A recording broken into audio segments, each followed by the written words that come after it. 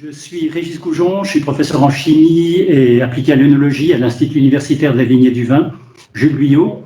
et j'effectue mes recherches au sein de l'UMR-PAM, procédés alimentaires et microbiologiques, dans l'équipe physico-chimie de l'aliment et du vin, dont je suis directeur adjoint. Alors, pour brièvement introduire ce webinaire, je voudrais en fait rappeler un peu l'historique de l'équipe depuis 2004, date à laquelle je suis arrivé.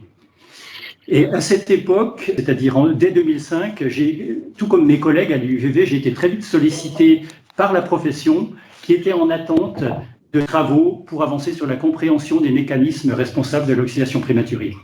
L'équipe avait un axe de recherche qui était centré essentiellement sur les interfaces œnologiques, donc la physico-chimie des interfaces œnologiques, et en outre ne disposait pas d'équipements analytiques de pointe permettant d'aborder cette problématique du point de vue de l'analyse moléculaire. Par conséquent, les stratégies mises en œuvre à l'époque ont reposé d'une part sur le développement d'expérimentation dans le cadre des étudiants diplôme national d'œnologue, d'une part, et d'autre part sur l'initiation d'une thématique de recherche en phase avec les axes de l'équipe, et notamment l'étude des propriétés des obturateurs, axe de recherche qui a été poursuivi depuis et jusqu'à présent. Au niveau des stages DNO, brièvement, puisqu'il s'est agi quand même d'un apport extrêmement important, et avec l'appui du BIVB, entre 2005 et 2010, entre 2 et 3 stagiaires, chaque année, conduisaient une expérimentation visant à évaluer, donc au sein de domaines, visant à évaluer l'impact de pratiques préfermentaires, de pratiques d'élevage ou de bouchage sur la survenue éventuelle de problématiques d'oxydation prématurée. Alors,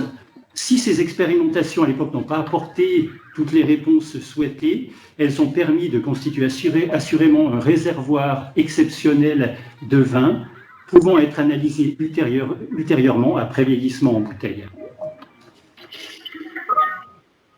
C'est ainsi que, à partir de 2010, j'ai moi-même ajouté donc une nouvelle dynamique de recherche au sein de l'équipe PCAV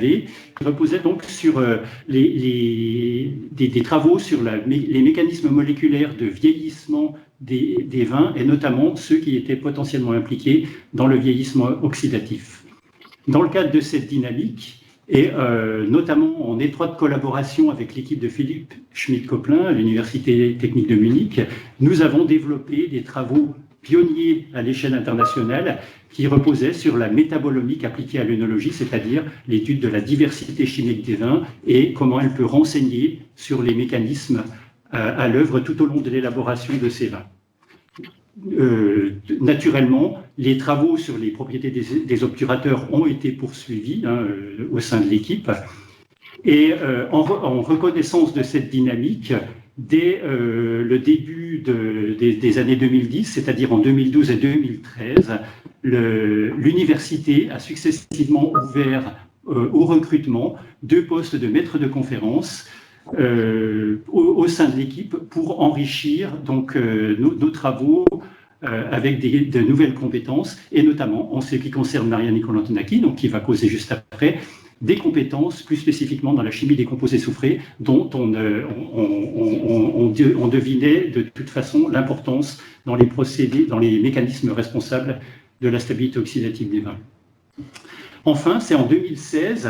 finalement, que l'équipe acquiert pour la première fois des équipements de pointe, d'analyse moléculaire haute résolution, que ce soit l'analyse des métabolites non volatiles ou l'analyse de composés volatiles, puis la RPE notamment pour le développement de méthodes analytiques de la capacité antioxydante des vins. À ce jour, l'UMR-PAM et l'équipe PCAV en particulier, c'est une équipe multidisciplinaire qui permet de porter des regards originaux, croisés sur la stabilité oxydative des vins et des aliments, avec d'une part l'étude des mécanismes moléculaires de l'oxydation des vins, toujours les propriétés physico-chimiques des obturateurs et notamment les propriétés de transfert, enfin les propriétés barrières vis-à-vis des gaz et notamment de l'oxygène, le développement de capteurs spécifiques pour la détection de composés d'intérêt et enfin le développement au travers notamment de la valorisation de coproduits d'axes de recherche pour l'identification d'alternatives aux antioxydants et notamment les sulfites. Et donc pour conclure, je voudrais dire que en reconnaissance un petit peu ou en illustration de cette dynamique, une recherche sur les outils Internet et notamment sur le Web of Science, qui est sans doute une des bases de données les plus complètes sur les disciplines scientifiques, avec les mots-clés chardonnay et oxydation, montre que à l'échelle internationale, c'est l'UMR-PAM qui est l'équipe la plus publiante à ce jour sur ce thème. Voilà, donc pour présenter l'UMR, je vais donc maintenant laisser la parole à ma collègue Maria Nicolantonaki, que je remercie